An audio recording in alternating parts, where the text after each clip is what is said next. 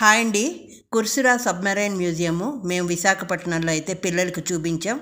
ఈ INS Kursura S-20 అనేది Indian భారత నావికా దళానికి చెందిన కలవరీ తరగతి ఇంధన విద్యుత్ జలాంతర్గామి.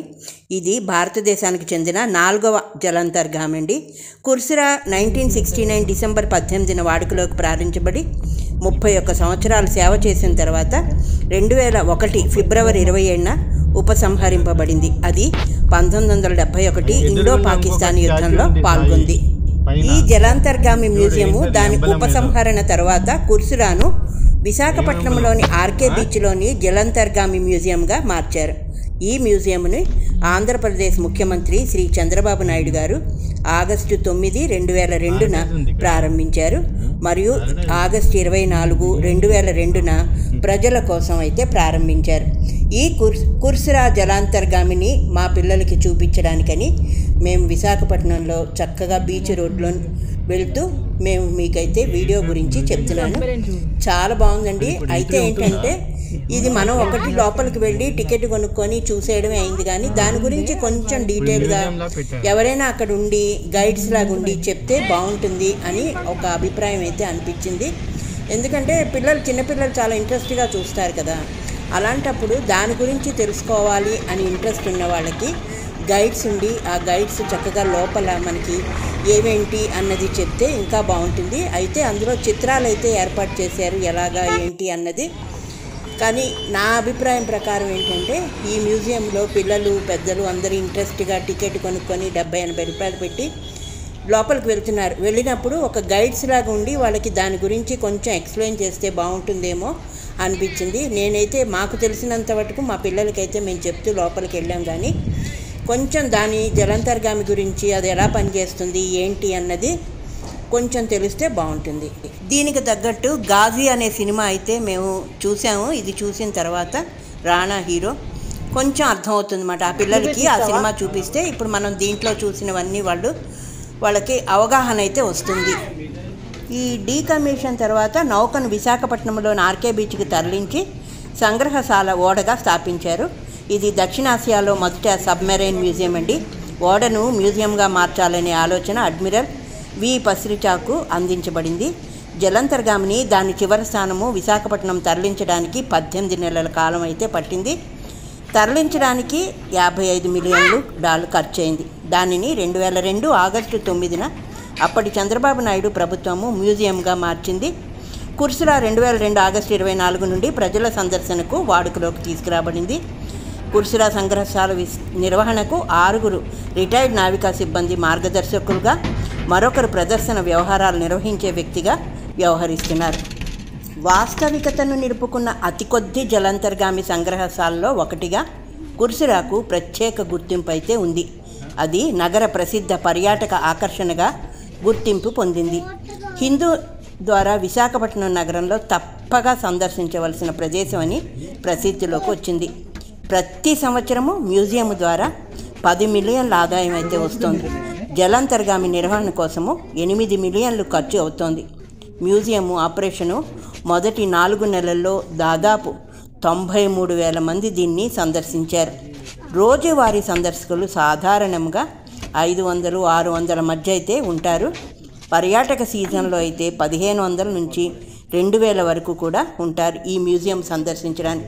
ఇందులో చక్కగా కంపార్ట్మెంట్లు పెట్టి ఏంటేంటి ఎలాగ ఉపయోగించారు అని చక్కగా మనుషులు చిత్రాలంతా ఏర్పాటు చేసి బాగుంది. చూడ్డానికైతే చక్కగా ఉంది.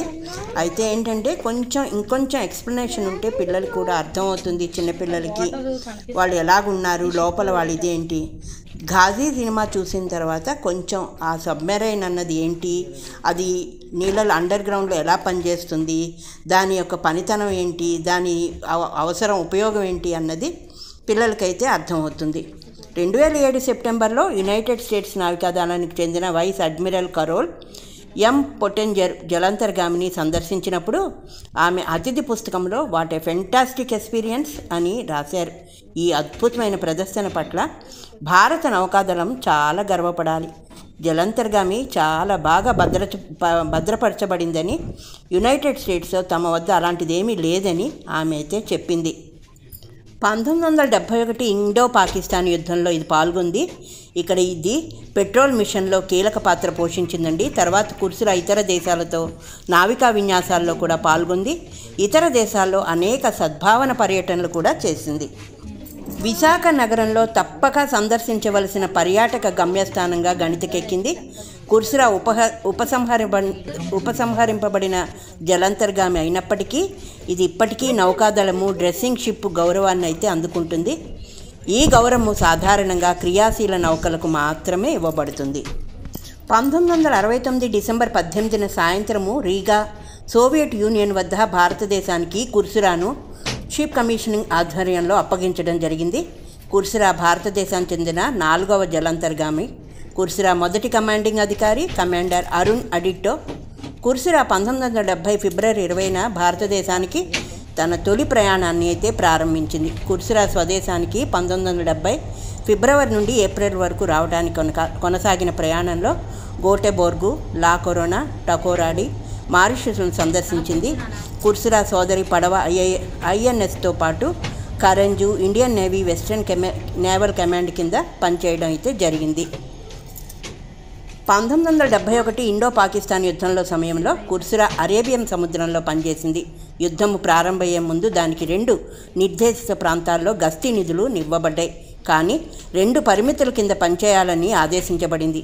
అది గుర్తింపబడిన షిప్పింగ్ కారిడార్లను దాటకూడదు. సానుకూల గుర్తింపు తర్వాత మాత్రమే అది లక్ష్యంపై దాడి చేయాలనే పరిమితులకు లోబడి పనిచేయాలి. పాకిస్తానీ నావికాదళ యుద్ధ నౌకలను ముంచివేయడము ప్రత్యేకంగా ఆదేశించినప్పుడు మర్చెంట్ షిప్పింగ్ను ముంచడము, సాధారణ గస్తీ నిఘా నిర్వహించడము దాని గస్తీ యొక్క ముఖ్య లక్షణం. ఈ కుర్సురా మొదట గనులు కనుగొనడానికి ఉద్దేశించబడింది, కానీ తరువాత దాని ప్రణాళిక రద్దు చేయబడింది. 1975లో నేవల్ సైన్స్ అండ్ టెక్నాలజీ ల్యాబొరేటరీలో 58 టర్పెడోను పరీక్షించడానికి కుర్సురా ఉపయోగించారు.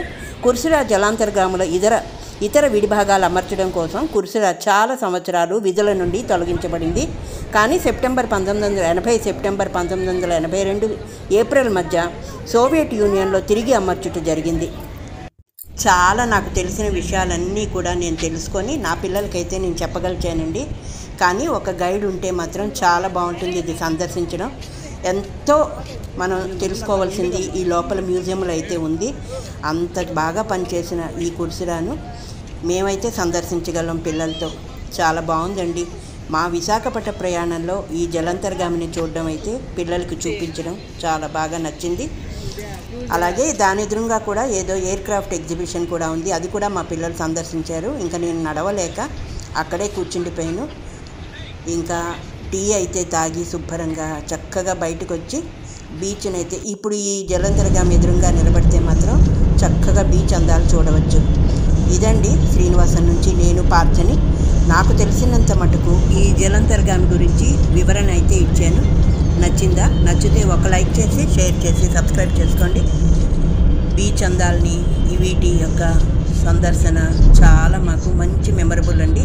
ఉంటానండి మీ పార్థ.